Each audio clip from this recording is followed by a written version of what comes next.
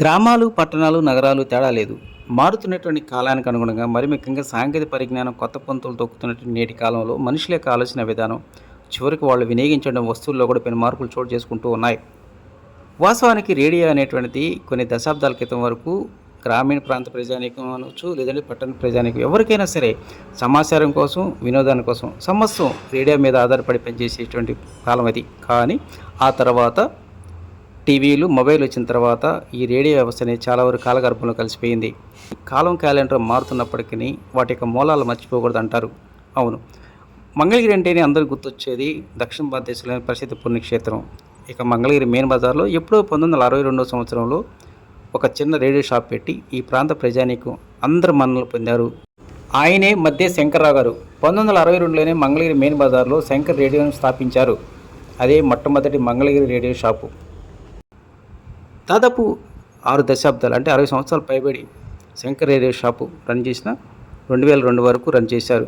ఇప్పటికీ తెలియనటువంటి గ్రామీణ ప్రాంతాల్లో ఉన్నటువంటి సీనియర్ సిటిజన్స్ రేడియో తీసుకువచ్చి రేడియో రిపేర్ చేయాలని చెప్పేసి తమ షాప్ దగ్గరికి వస్తారంటున్నారు. మంగళగిరి సాధు సోడా సెంటర్లో శంకర్ రేడియో షాపు ఎక్కడ అంటే ప్రతి ఒక్కరూ ఇట్టే చెప్పగలిగేటువంటి పాపులర్గా ఆ యొక్క షాపు ఎదిగింది. అప్పటికి ఇప్పటికీ వాళ్ళ వారసులు ఆ యొక్క శంకర్ రేడియో షాప్ పేరు మీదే ఎలక్ట్రికల్ షాప్ రన్ చేస్తూ ఉన్నారు.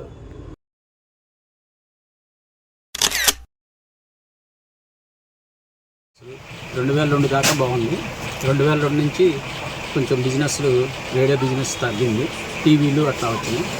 ఆ తర్వాత 2002 నుంచి మేము కొంచెం బిజినెస్ టర్న్ చేసి ఎలక్ట్రికల్గా మార్చి రవిశంకర్ ఎలక్ట్రికల్స్గా పేరు మార్చడం జరిగింది. నాన్నగారు శంకర్ రేడియో హోమ్ అనే పేరు మీద 1962 నుంచి స్టార్ట్ చేశారు. మంగళగిరిలో మొట్టమొదటి ఎలక్ట్రికల్ షాప్ మా నాన్నగారికి.